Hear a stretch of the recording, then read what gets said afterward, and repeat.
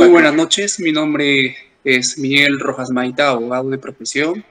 Actualmente me desempeño como fiscal penal especializado y, bueno, como siempre, formando parte de las actividades académicas, y hoy es una bonita oportunidad para hablar un poquito más de derecho penal. Gracias por la invitación. Muchísimas gracias. Hoy nos encontramos los alumnos del curso de Derecho Penal de la Facultad de Derecho de la Universidad Continental. Gracias a usted también por aceptarnos esta entrevista, más que nada para darnos un apoyo, ¿no es cierto?, a su trabajo, a las preguntas que le vamos a realizar para sustentarlo, más que nada. Y por ello, voy a hacerle la primera pregunta.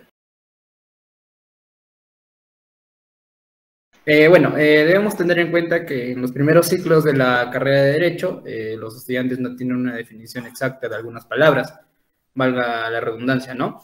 Por ello le pregunto, ¿qué es el delito y qué es el concurso de delitos? Muchos de los estudiantes aún no logran definirlo, ya sean hasta del sexto ciclo o octavo. Sí, efectivamente,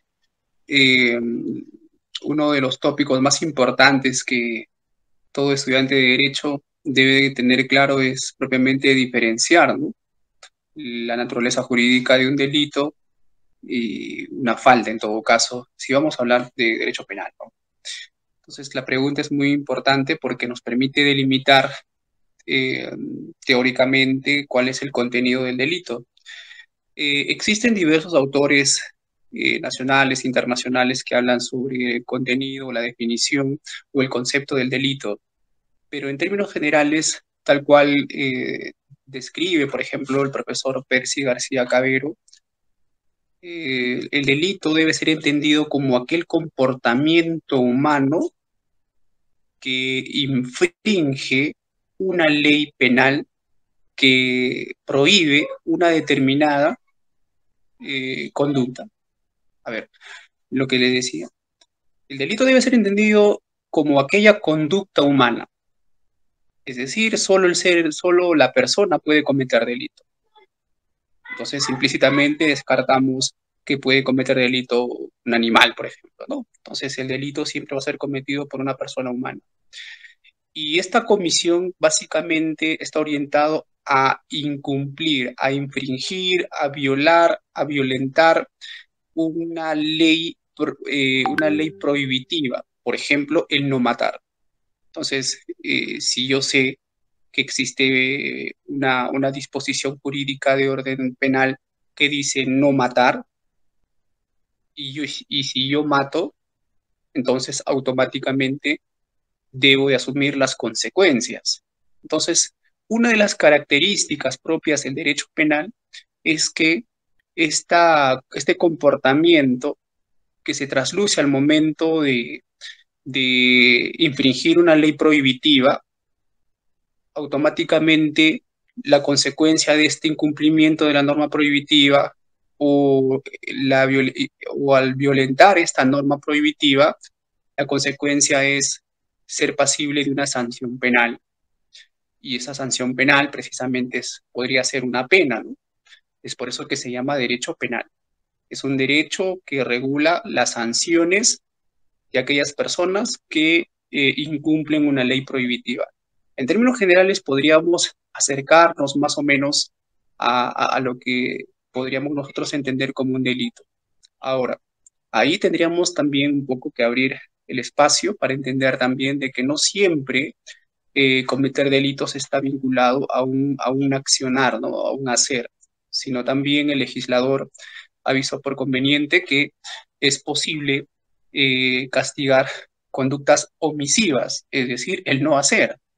Claro, existen diversas tipologías, ¿no? Por ejemplo, delitos que necesariamente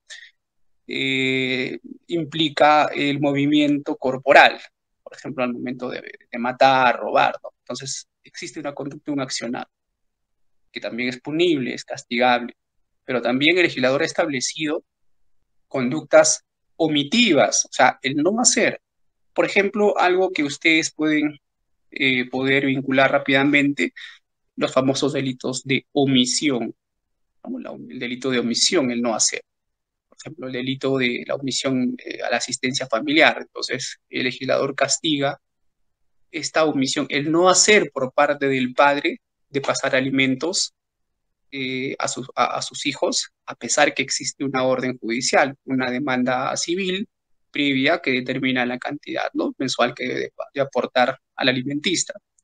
Entonces, este es otro ejemplo en el cual el delito también puede ser representado, ¿no?, por omisiones. Entonces, con eso quedaría en todo caso en un primer intento de aproximarnos sobre el contenido del delito, ¿no? Eso en términos generales para poder entender qué es un delito. Ahora, doctor, la segunda pregunta, disculpe por interrumpirle, era el concurso de delitos, antes que se pueda... El, el concurso de delitos. Sí, a ver, lo que pasa es de que no siempre se va a cometer un solo delito y por ello vas a ser juzgado, ¿no?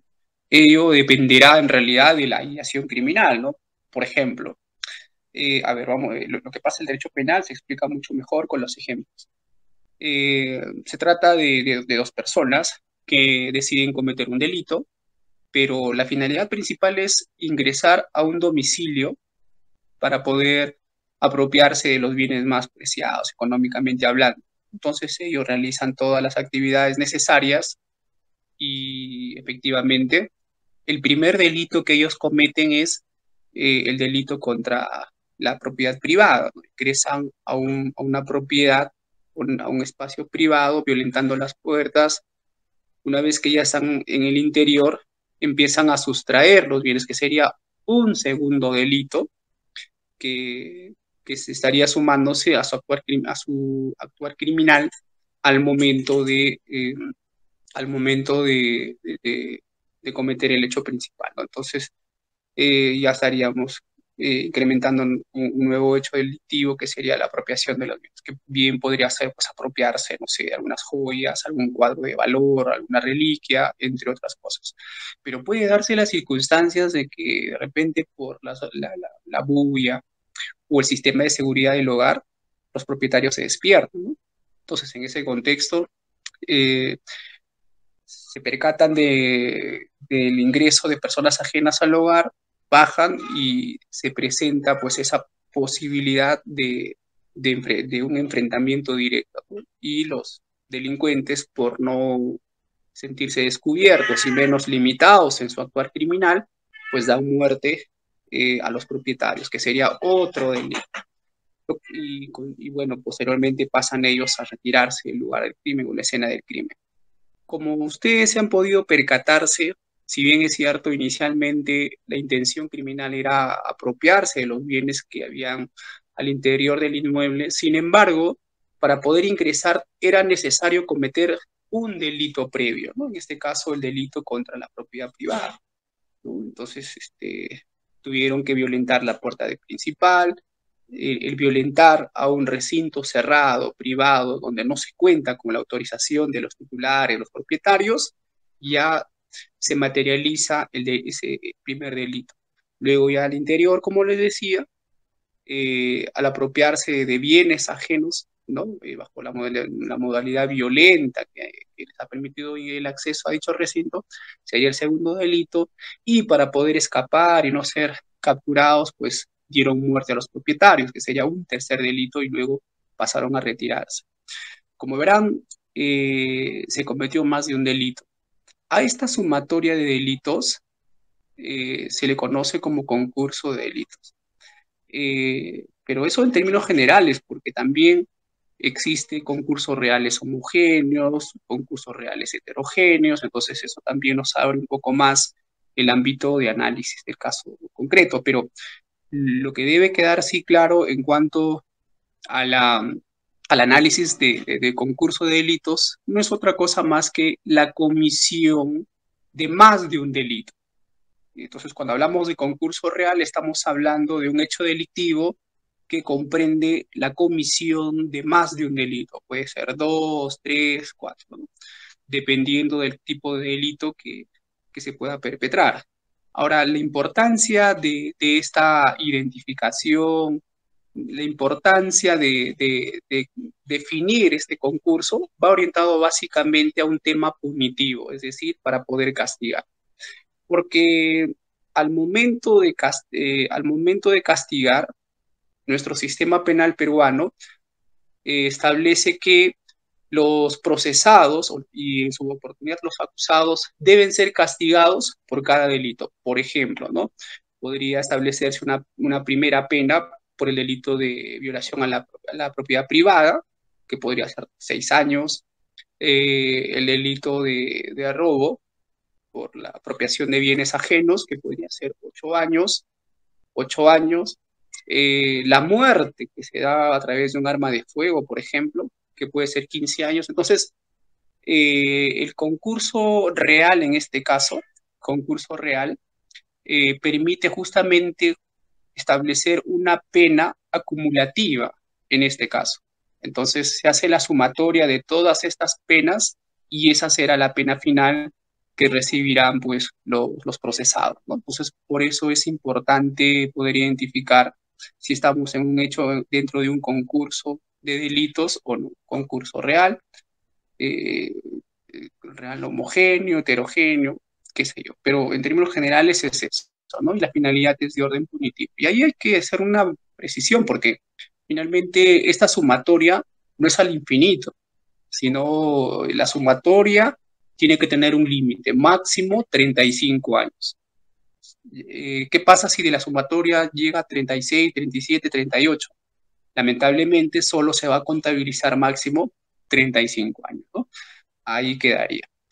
Eso es cuando es concurso real. Existe otro tipo de concurso que se llama concurso ideal, ¿no? Entonces, y también tiene otras consecuencias propiamente de orden punitivo. En el concurso ideal, a diferencia del ejemplo primigenio de cometer varios delitos, como consecuencia de varias acciones, porque para violentar la puerta se tuvo que realizar una acción determinada, para apropiarse de los bienes ajenos, otra acción determinada, para asesinar a los propietarios del inmueble tuve que realizar acciones distintas, autónomas. Por eso es un concurso real, porque se va a tener que castigar por cada delito. En el concurso ideal es diferente. Con un solo comportamiento puedo cometer más de un delito. Entonces, con un solo comportamiento puedo cometer más de un delito. O sea, no necesito cometer varias acciones para cometer más de un delito. Por ejemplo, el delito de abuso de autoridad y prevaricato, ¿no?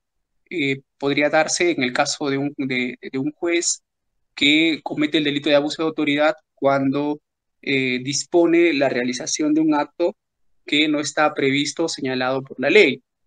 Y ese exceso, ¿no?, ese abuso podría también automáticamente generar una consecuencia delictiva adicional como el delito pues, de prevaricato, ¿no? O sea, no solamente estoy haciendo un uso abusivo de la función de administración de justicia, sino también estoy aplicando, por ejemplo, una ley derogada, ¿no? Podría ser. Entonces estoy tratando de encauzar una cuestión de supuesta justicia, pero bajo la aplicación de normas que ya no están vigentes. Entonces, eso el legislador prevé como un delito de prevaricato. No puedes administrar justicia, no puedes castigar, no puedes establecer criterios penales sobre la base de leyes que hayan sido derogadas, ¿no? Entonces, eso es otro delito. Entonces, básicamente también la doctrina reconoce este tipo de comportamientos como delitos de concurso ideal. Ideal porque con una sola acción se puede cometer más de un delito, ¿no? Ahí me quedo para no confundirlos, pero en términos generales son conceptos básicos que debemos de diferenciar.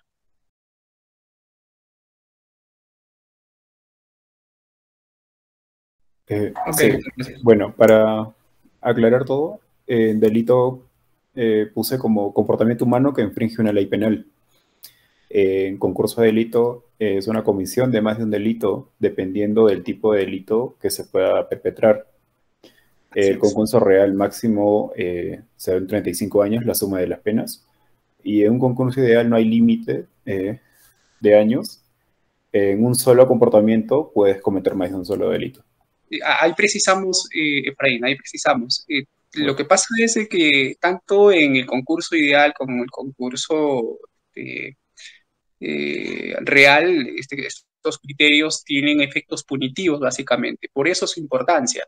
Lo que había de repente omitido aclararles en el tema del concurso ideal, debemos de tomar en consideración de que ahí no existe, o sea, no se va a sumarse la pena por abuso de autoridad, una pena y además una pena por el delito de prevaricato. No, en realidad lo que se va a hacer es, a ver, dice, muy bien, cuál de estos dos delitos tiene mayor pena? Podríamos nosotros señalar, por ejemplo, que el abuso de autoridad puede tener una pena de 4 años, ¿no? Y el abuso de prevaricato 3 años. Entonces, la pena que tiene mayor gravedad es el delito de abuso de autoridad. Entonces, la imposición de la pena será de mayor gravedad, que sería por el delito de abuso de autoridad, más el incremento proporcional adicional por el otro delito, pero no es la sumatoria ya de dos penas, o sea, no puede ser, digamos, 4 años más 3, ¿no? Es que podría ser, pues, 7, ¿no? No se le va a castigar 7 años, sino 4 años más algunos meses adicionales, que ya eso se realiza a través de una dosificación de la pena, que se va a incrementarse, ¿no? A la pena máxima, que sería 4 años, se va a incrementarse algunos meses adicionales, y eso sería la pena final que va a recibir, pues, digamos, en este caso, el juez, ¿no? Que habría cometido ambos delitos. Entonces, por eso les decía la importancia del concurso en el derecho penal no es otra cosa más que todo con fines punitivos, básicamente, ¿no? Mientras que en el concurso real sí se suman las penas a un máximo de 35 años, en el concurso ideal no se suma penas, sino se toma en consideración la pena más alta y el adicional en porcentajes se adiciona, ¿no? Del otro delito. Pero obviamente es mucho menor en consideración a una sumatoria de un concurso real.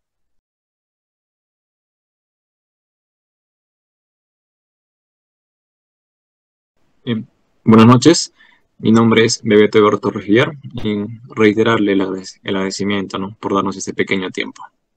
La segunda pregunta nos dice, ¿cuáles cree usted que son los factores que motivan la comisión de los delitos?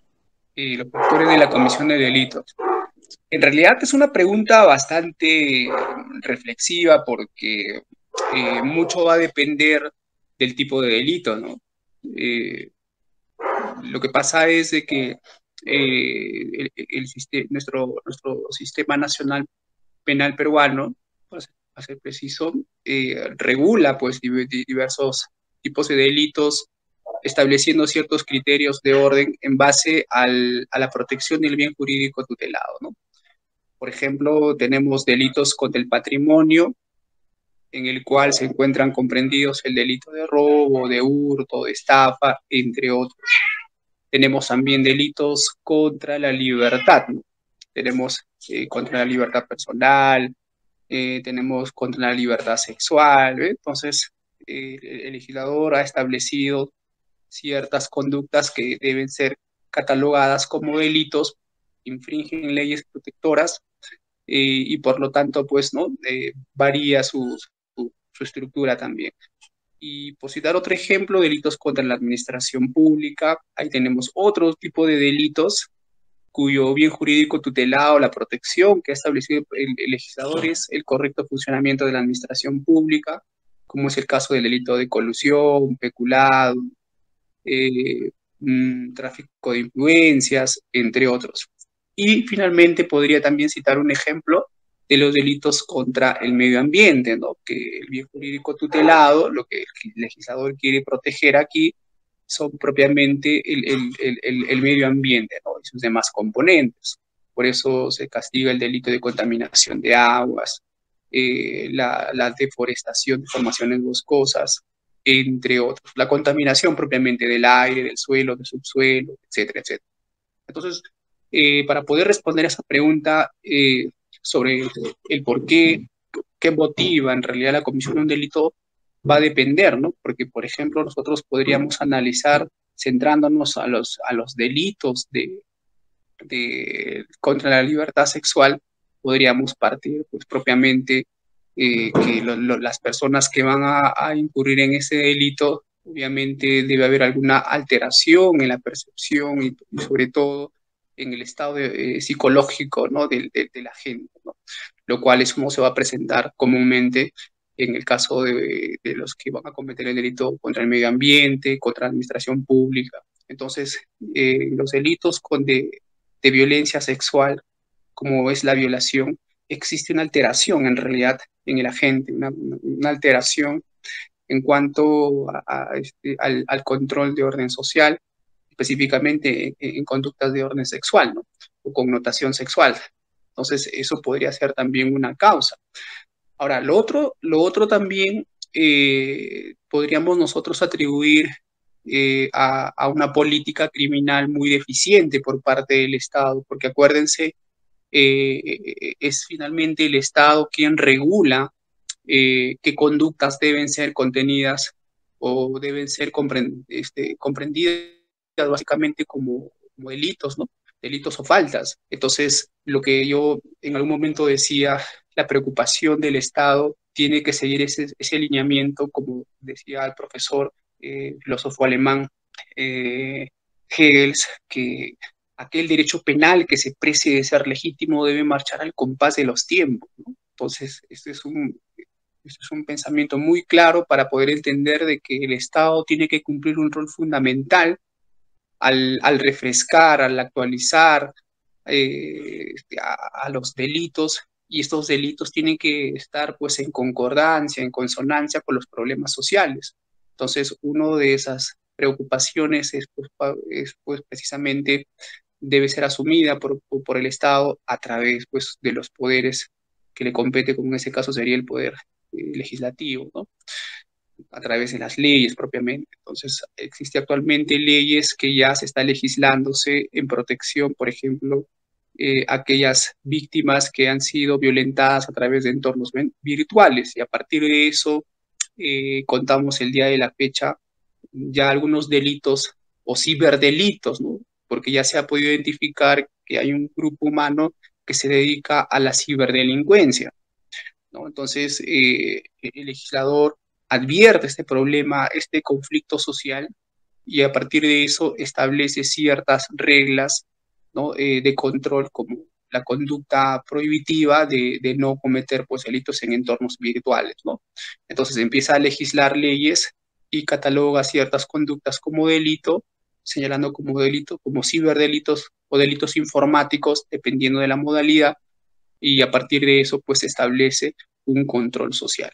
Entonces, la pregunta es muy importante porque justamente si es que no existe el interés por parte del Estado de proteger a la colectividad de estas agresiones, ¿no? De algunas personas, pues definitivamente eso va a motivar al ciudadano a que se cometa esas acciones, porque él va a decir, pues bueno, no está prohibido, y lo que no está prohibido se puede entender que es permitido por ley, ¿no? Entonces, de esa manera podría promover también la comisión de hechos ilícitos. Entonces, podríamos citar de repente referencialmente como posibles causas. Un tema atribuible eminentemente a la gente, al sujeto activo, y en segundo plano podríamos también señalar como una causa de descuido y de desprotección por parte del Estado al no establecer parámetros de control prohibitivo, punitivo, que sancione esas conductas que afectan el normal desenvolvimiento y atentan contra el orden público, las buenas costumbres, la paz social y el bien común, básicamente, ¿no? Entonces, todas esas perturbaciones sociales afecta el Estado constitucional de derecho, que es justamente lo que brinda digamos, el mayor soporte del sistema de justicia en nuestro país.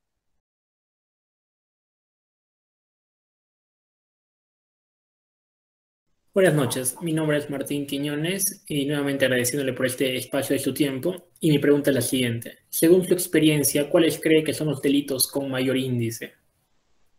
La pregunta es eminentemente estadística, ¿no? Como sabemos, los índices criminales en esos 2 últimos años, para ser más exacto, 2020, 2021, las cifras de criminalidad han descendido. Eso no significa de que hayamos mejorado como país, sino eso se debe básicamente al contexto social que hemos estado vivenciando a propósito de la COVID-19, ¿no? Entonces, gran parte de la población, pues, estuvo confinada y por lo tanto los índices de criminalidad, pues, han descendido considerablemente. Eso para tomar en consideración. Pero con posterioridad a ello, cuando ya la medida de seguridad empezó a levantarse progresivamente y el ciudadano nuevamente retomaba sus actividades económicas o actividades laborales, existen personas que hacen del delito un modus vivendi. ¿Qué significa esto? Una forma de vida. Entonces, es un grupo humano que se dedica justamente a cometer delitos y luego de la pandemia, imagínense ustedes con tanta necesidad de trabajo, han tenido ellos también que nuevamente retomar el accionar criminal y nuevamente han surgido los índices de, de comisión delictiva, ¿no? Entonces, a partir de eso, actualmente podríamos decir que la comisión de delito con mayor índice estadístico, hasta en criterios de 25% de comisión de delitos, podríamos citar al delito contra la libertad sexual, la violación sexual básicamente, ¿no? Es uno de los delitos que más se comete en el país, y eso a razón justamente del confinamiento, ¿no? Porque al estar encerrados, básicamente el ánimo criminal de repente se ha visto socavado y no vio una mejor forma que agredir y violentar, pues, a los entornos más cercanos y en este caso pues a las más vulnerables, ¿no? Entonces, actualmente uno de los delitos con mayor incidencia que se ha registrado en estos últimos tiempos es precisamente el delito de violación contra la libertad sexual. Seguida muy de cerca también debemos de mencionar el delito de hurto, ¿no? Y robo. Son delitos contra el patrimonio, ¿no? Entonces se ha incrementado también el número de casos a nivel nacional. Obviamente el segmento o la concentración delictiva pues está ubicada en la capital, que es la ciudad de Lima, por tener una población bastante extensa y la necesidad de sobrevivencia con los bajos recursos económicos definitivamente se centra en los conos, en los lugares más populares, que es ahí precisamente donde se cometen más delitos contra el patrimonio, ¿no? Entonces, ese es otro delito. Y bueno, después de este delito contra el patrimonio, también tenemos el delito de homicidio. Ahora, lo que sí ha llamado la atención y es un dato muy importante que debemos de tomar en consideración es de que tratando contra delitos contra la vida propiamente, lo que se ha disparado, se ha incrementado en estos últimos tiempos es el delito de feminicidio, ¿no? Entonces, la cantidad de mujeres que han fallecido en estos últimos tiempos se ha incrementado de manera, pues, alarmante, al punto que se dice de que cada 3 horas, pues, muere una mujer en el Perú. Entonces, ya es una situación que ciertamente llama a la reflexión. Pero con esto no quiero dar yo un discurso. El tema en realidad es bastante amplio, discutible, pero en lo personal yo considero de que esto se debe tomar de una manera muy razonada, porque no se trata para poder nosotros contrarrestar la cifra de crecimiento criminal con políticas, por ejemplo, de incrementar la pena, o en todo caso de repente algunas reformas como la pena de muerte, entre otros. Eso, bajo mi perspectiva, nunca va a ser la solución, porque acuérdense, el derecho penal no tiene como finalidad extinguir el actuar criminal del ser humano. El derecho penal es un instrumento de control social. Lo que se va a controlar son pues los índices de criminalidad, pero de ninguna manera persigue extinguir la acción criminal, el accionar criminal, toda vez de que no es pues la propuesta principal que tiene el derecho penal. Y es más, me atrevería también a comentarles que el derecho penal no es solamente un instrumento jurídico que sirve para castigar. En realidad, si nosotros revisamos el título preliminar del Código Penal, nos vamos a darnos cuenta rápidamente, sobre todo en el primer artículo, ya cuando empezamos nosotros a revisar, vamos a darnos cuenta de que el derecho penal tiene un fin preventivo y no castigador. Entonces es algo que a nosotros no nos explican claramente, ¿no? O sea, no es que el derecho penal es para que te castiguen, sino para prevenir. Y una persona se va al penal no por el castigo, como muchas veces nosotros pensamos. No, en realidad se va como una forma de protección social. Se va privado de su libertad para que no vuelva a cometer delitos, ¿no? Para que no vuelva a robar, para que no vuelva a estafar, para que no vuelva a contaminar, etcétera, etcétera. Entonces, como un tema preventivo a futuro, obviamente. Ahora, lo que sí determina el tiempo que él se va a quedar privado de su libertad está condicionado básicamente al delito que ya ha cometido. Eso es lo que determina si se queda 3 años, 4 años, 5 años o de repente cadena perpetua. O sea, lo que condiciona el tiempo de permanencia en un penal es el hecho punible que se ha cometido, pero pues, básicamente como una forma de protección, ¿no? Es por eso de que en algún momento ustedes van a escuchar algo sobre el derecho penal del enemigo, ¿no?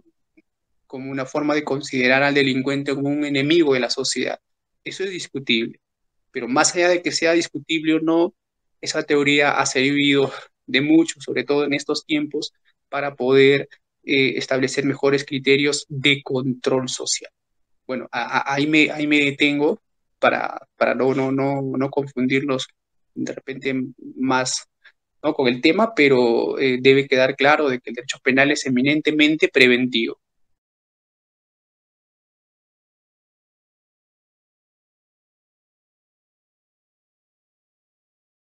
¿Cuál es la relación entre la Constitución política y el Código Penal peruano? ¿Y dicha relación es importante? Definitivamente que sí. Podríamos decir algo así como género la vinculación de género de especie, ¿no? A ver, para poder entender esa pregunta, nosotros tenemos que entender de que nosotros formamos parte de un sistema de justicia, ¿no? Entonces, nosotros formamos parte del sistema romano-germánico, un derecho positivizado donde la fuente, donde nosotros, por excelencia, nuestra fuente de derecho es la ley. La ley es fuente de derecho y propiamente teniendo en consideración que la ley va a determinar justamente todo nuestro sistema de justicia, vamos a encontrar en esas jerarquías, en la cúspide, en lo más alto dentro de nuestro sistema de justicia, a la Constitución. La Constitución definitivamente no debe ser diferenciada del Código Penal porque básicamente la Constitución lo que regula son criterios jurídicos, sí, pero con prevalencia política en realidad, ¿no? Por eso el nombre también de la Constitución Política del Perú y justamente el contenido de la Constitución a través pues, de normas, de estas normas jurídicas o normas constitucionales, básicamente regula derechos fundamentales, ¿no? Por eso, cuando nosotros revisamos y estudiamos la Constitución, vamos a encontrar normas fundamentales y normas constitucionales. Y precisamente en las normas fundamentales, la parte dogmática de la Constitución, vamos a encontrar muchos derechos en realidad, priorizando a la persona humana. Por ejemplo, el artículo primero, que claramente señala que la defensa de la persona humana, el derecho a la defensa de la persona humana y el respeto a su dignidad es el fin supremo de la sociedad y del Estado. Entonces, fíjense ustedes la importancia y la trascendencia del artículo primero, partiendo de que la principal preocupación dentro de un sistema social, económico, político y cultural, ubica a la persona humana, ¿no?, y el respeto de su dignidad. Y a partir de eso, de esa estructura normativa, nosotros podríamos entender de que su concepto y su contenido es muy amplio, que no solamente va a terminar en la Constitución, sino que aterriza aterriza en otros cuerpos normativos, como puede ser el Código Penal, el Código Civil. Entonces, ¿cómo nosotros nos percatamos que el Código Penal está muy vinculado con la Constitución? Bueno, cuando ustedes revisen el Código Penal, precisamente al inicio van a encontrarse ustedes con el título preliminar. Entonces, el título preliminar generalmente está regulado por 10 artículos, es el desarrollo inicial por parte del legislador, donde básicamente todo lo que se regula ahí en el código, en el título preliminar del Código Penal, su contenido tiene una inspiración, tiene un contenido eminentemente constitucional. Y eso sirve para que justamente antes de dar lectura o aplicabilidad a las disposiciones jurídicas que se van a regularse ya con posterioridad al título preliminar, básicamente deben ser estas aplicadas sobre el entendido y el contenido del título preliminar. Es por eso que nosotros cuando hablamos de título preliminar, implícitamente estamos hablando de conceptos constitucionales. Y eso es algo muy importante porque definitivamente el Código Penal no hace otra cosa más que establecer un control al propio Estado. Ustedes se van a darse cuenta, y eso es muy importante, porque justamente, como les decía al inicio, la principal preocupación dentro de un Estado social constitucional de derecho, la principal preocupación es la persona humana, el respeto a su dignidad y todo lo demás. Eso tiene que tomarse en cuenta en todo el ámbito, por ejemplo, del derecho penal, ¿no? La importancia y sobre todo conocer que el Código Penal es una barrera de protección contra el exceso del propio Estado. Es por eso que, si bien es cierto que se encarga de la persecución del delito, si bien es cierto a través del Ministerio Público, de la Fiscalía, pero no es pues propiamente a través de esas instituciones como órganos autónomos bajo su discrecionalidad, su criterio. Así, lo que tiene que aquí imperar, lo que tiene que tener de repente mayor trascendencia es de que los órganos de persecución del delito, como órganos autónomos, por ejemplo, como la Fiscalía, deben ceñirse estrictamente a lo que señala la ley.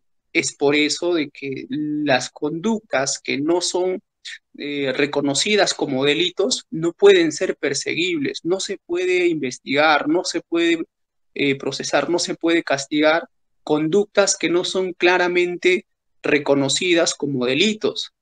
Y esto claramente nosotros lo vamos a identificar en el título preliminar como una forma de recordar los principios constitucionales. Por eso es de que en otra reunión yo les hablaba de que como futuros abogados, siempre la forma de hablar de las cuestiones jurídicas son dos.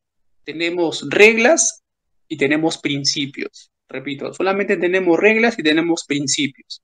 Los principios los vamos a asociar con aquellas normas de orden constitucional, por citar de alguna manera un ejemplo, y las reglas son pues aquellas disposiciones jurídicas que vamos a encontrar en ordenamientos o cuerpos jurídicos que se encuentran por debajo de la Constitución, como podría ser pues el Código Penal, ¿no?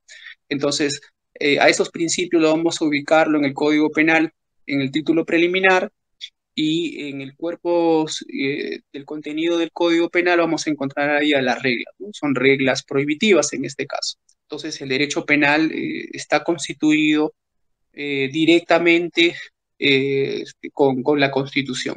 Entonces, no podemos aplicar el Código Penal de repente de manera distante o contradictoria a lo que señala la Constitución.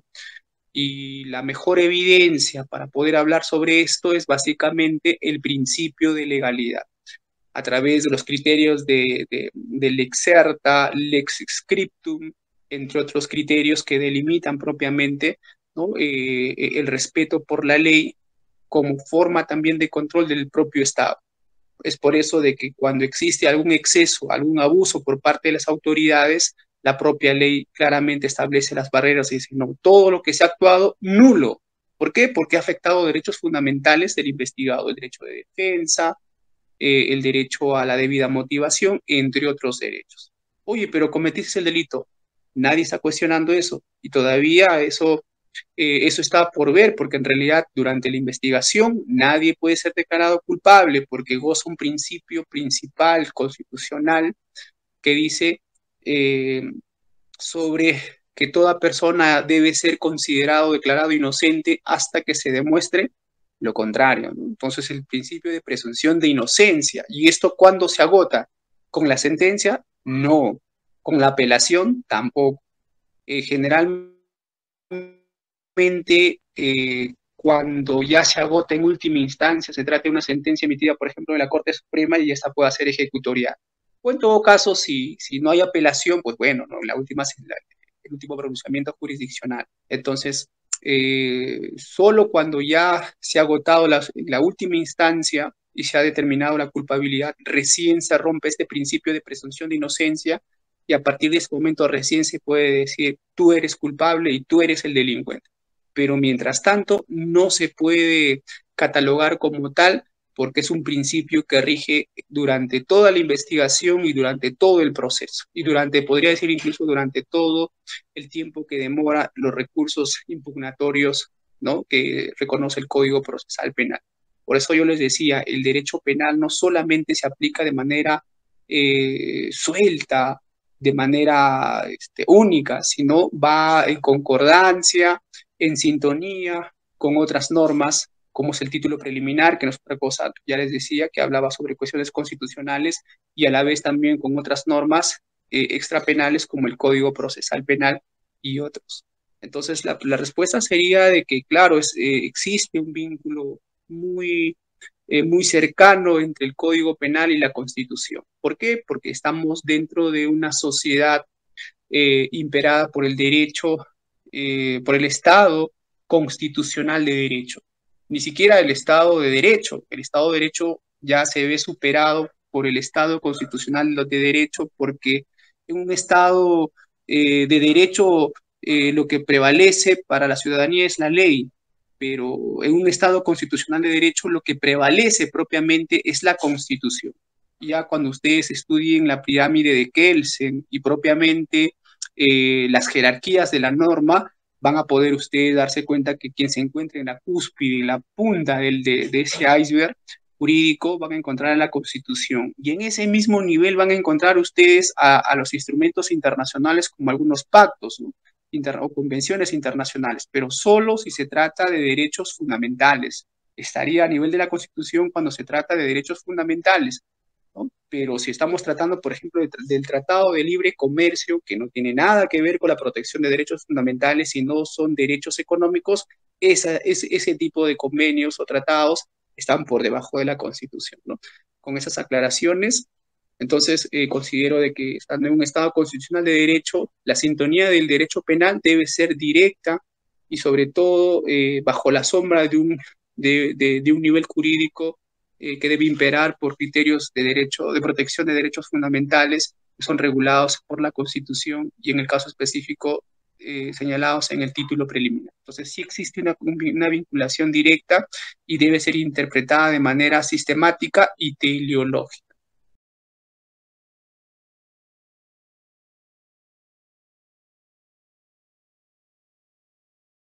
Buenas noches, doctor. Bueno, nos manifestaba que había un vínculo de gran relevancia, ¿no?, acerca entre la Constitución, dado que ella es una fuente pues, para poder dar creación a la ley penal para salvaguardar tanto los derechos que manifiesta la misma Constitución.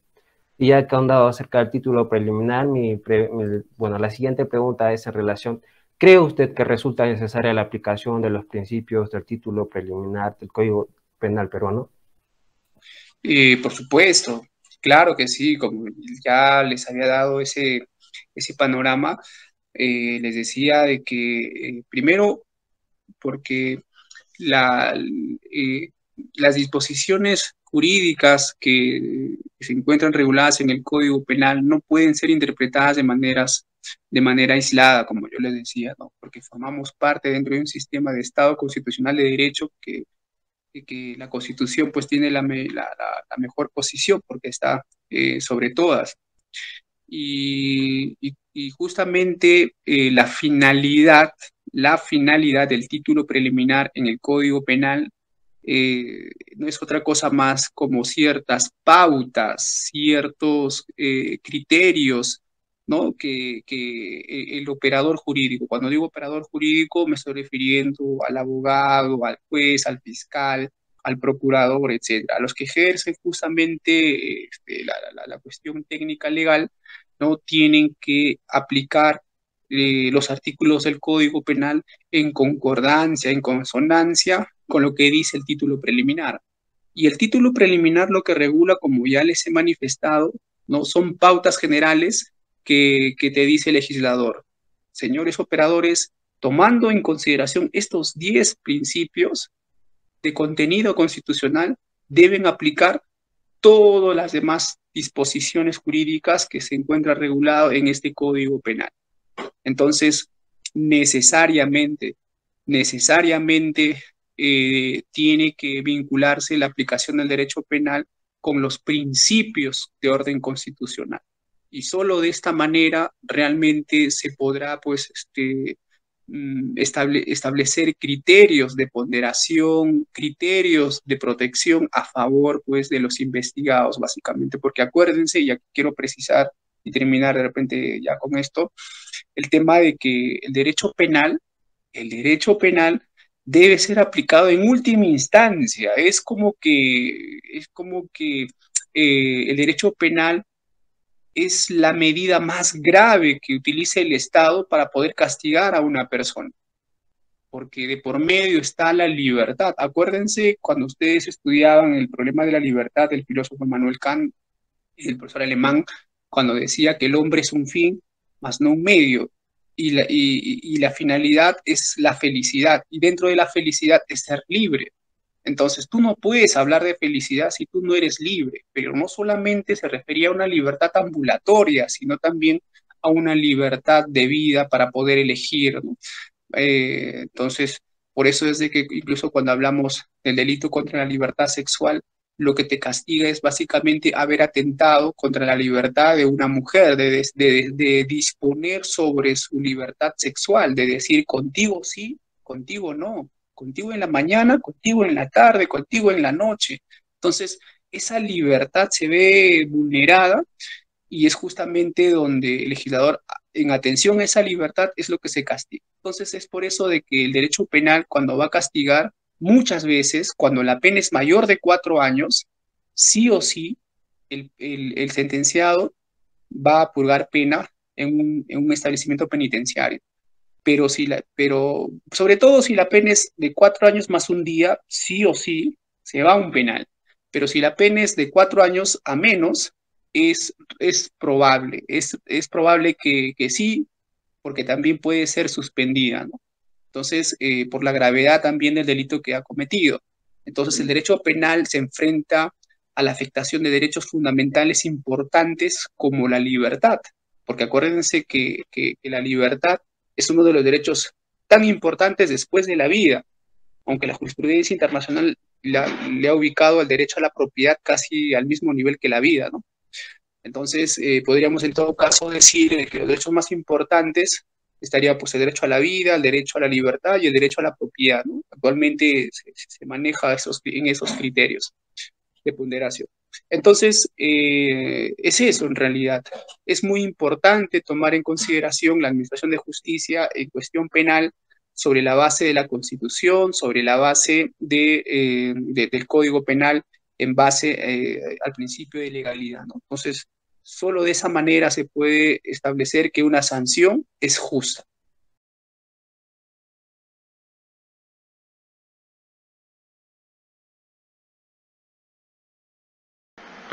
Bueno, mi nombre es Rodrigo Landeo, muchísimas gracias hasta el momento por contestar todas nuestras preguntas y vamos, bueno, sin más preámbulos, con la última pregunta. Teniendo todo en cuenta, podemos decir que es importante tener un código penal y si dicho código penal debe ser acatado sin importar qué. El Código Penal. A ver, si bien es cierto, Si bien es cierto, nosotros formamos parte, ya les he dicho, del sistema romano-germánico, un sistema positivo, donde todas nuestras leyes se encuentran escritas, tipificadas en un determinado cuerpo normativo, ¿no? Por ejemplo, un cuerpo normativo pues es el Código Penal, porque ahí se encuentra pues regulado todos los delitos y no solamente los delitos, ¿no? Porque acuérdense de que el Código Penal, antes de desarrollar pues todas las formas de tipologías delictivas, hace un breve recuento conceptual en torno a la parte general, ¿no? Entonces, no solamente el Código Penal está compuesto por delitos, sino también por otras disposiciones que aclaran más o menos cuál es el contenido de la legislación penal, valga la redundancia. Pero la pregunta es de que, ¿por qué, o en todo caso, para ser más claro, si en el Código Penal se encuentran comprendidos absolutamente todos los delitos? Y la respuesta sería que, pues no. En realidad, no vayan a pensar de que los delitos se encuentran regulados absolutamente todos en el Código Penal. Algunos códigos modernos de otros sistemas, están dejando de lado el código, sino más bien lo que están haciendo es tener leyes especiales de manera dispersa. Y eso no es ajeno al Perú. Si bien es cierto, el Código Penal peruano contempla gran parte o la mayoría de los delitos contenidos en el Código Penal, existen algunos delitos que no están en el Código Penal. Por ejemplo, si nosotros nos referimos a algunos delitos de orden tributario, básicamente, ¿no? Vamos a encontrar en leyes especiales. Entonces, existen algunos delitos que no están en el código penal propiamente dicho, pero sí están regulados en una ley especial. ¿Y eso está bien o está mal? Ni está bien ni está mal, porque finalmente lo importante es que esté regulado, ya sea en el código, dentro del contenido del Código Penal o en una ley especial. Entonces, de esa manera, nosotros podemos hacer esa distinción. Y lo otro es de que si deberíamos nosotros aplicar a rajatabla, tal cual está señalada en el Código Penal. Bueno, en realidad es muy importante tener en cuenta de que el principio más importante dentro del derecho penal es el principio de legalidad. Y como tal, la ley como fuente de derecho, sobre todo por excelencia, más aún todavía en el derecho penal, donde su interpretación debe ser una interpretación exacta, una interpretación estricta, ¿no? No se aceptan interpretaciones extensivas, ¿no? Sino la estricta propiamente, toda vez de que para poder castigar pues, a un agente delictivo, tenemos que hacerlo sobre los alcances y las dimensiones que el legislador ha establecido claramente en un determinado delito. Entonces, debemos aplicar estrictamente el contenido o la delimitación del delito. Pero lo que podríamos nosotros ahí también aclarar es de que mucho va a depender de la interpretación. Mucho va a depender de la interpretación. No se trata de que, por ejemplo, el que mata a otro y tiene que ir a la cárcel. No. Ya el criterio, eso ha sido superado en realidad. Si bien es cierto, se puede identificar a una víctima como la persona que ha fallecido, se puede identificar al causante como la persona que ha provocado esa muerte, pero ello no significa de que automáticamente pues tenga que él responder por esa muerte. Entonces, actualmente en el derecho penal, con mucho buen criterio, se viene desarrollando, por ejemplo, la teoría de la imputación objetiva. Repito, la teoría de la imputación objetiva. Esta teoría de la imputación objetiva formula algunos criterios donde el juzgador tiene que tomar en consideración previamente antes de establecer una sanción, porque podría haber ciertamente algunas acciones en la cual, si bien es cierto, han generado una consecuencia, pero no por eso automáticamente tiene que responsabilizarse penalmente. Por ejemplo, ¿no? Si una persona está conduciendo por la vía pública, digamos, a a 30 kilómetros por hora dentro de lo permitido, de los niveles de velocidad permitido, y una persona que de repente, una señorita que ha terminado con su enamorado, no quiere vivir más, y se lanza, ¿no?, al vehículo, y para suerte de ella y desgracia del conductor, la atropella y a raíz de eso fallece la señorita. La pregunta es, ¿tendrá que responder el conductor de este atropello con consecuencia de muerte por la muerte de la señorita? Entonces son criterios que la imputación objetiva hace un análisis y dice, de ninguna manera el conductor podría responder penalmente por esa muerte a pesar que le ha ocasionado como consecuencia de haberle atropellado, porque ahí se habla, por ejemplo, de una figura conocida como la autopuesta en peligro, ¿no?, que significa la propia víctima se expone a que un tercero atente sobre un determinado bien jurídico, en este caso la vida de la señorita. Como al inicio yo decía, la señorita tenía muchas razones, justificadas o no, pero su finalidad era atentar contra su propia vida y no vio una mejor manera que lanzarse a la pista precisamente cuando pasaba un auto, ¿no? Entonces, como fue de manera intempestiva, como fue de manera sorpresiva, no pudo controlar el vehículo oportunamente el conductor y finalmente provocó el atropello y la muerte de la señorita. Pero si esto se analiza bajo estos criterios de que no hubo, o en todo caso, esa muerte fue provocada por la propia víctima, pues no podría responder penalmente.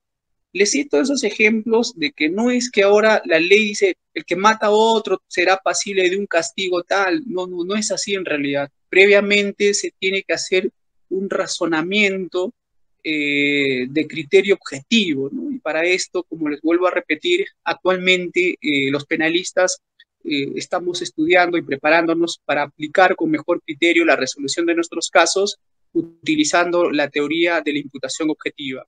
Esa teoría forma parte también, ¿no?, de lo que formaría parte del derecho penal funcionalista, que ahí tiene dos representantes muy importantes, el profesor Claude Roxin y el profesor Gunther Jacobs, ¿no?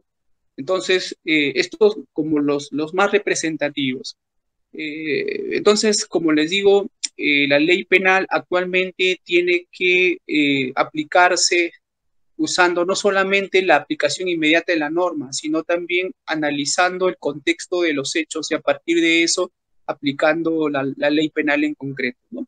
Eso por un lado. Y finalmente, si una ley penal, un delito, por ejemplo, afecta a derechos fundamentales, bueno, también ahí tendría que ser declarado inconstitucional, ¿no?, un delito determinado. Pero, como les digo, por lo general, debido al sistema jurídico al cual pertenecemos, que es un sistema positivizado, legalizado, se sobreentiende que lo que dice la ley, y en este caso el delito propiamente reconocido y descrito en el Código Penal, tiene que cumplirse plenamente.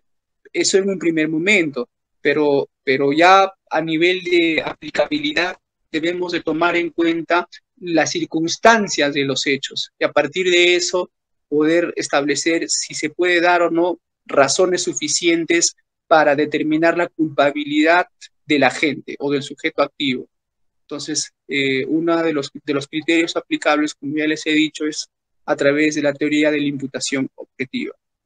Entonces, esa sería más o menos una respuesta que puedo compartir, estimado Rodrigo.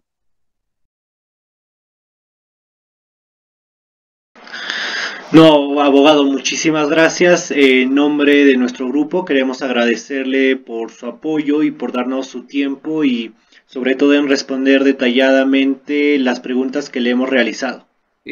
No, gracias a ustedes, como ya en otras oportunidades también les decía, siempre es grato poder conversar con la comunidad jurídica más joven que son ustedes en ese momento, donde ustedes están en ese proceso de aprendizaje, qué mejor de repente para compartir algunas experiencias.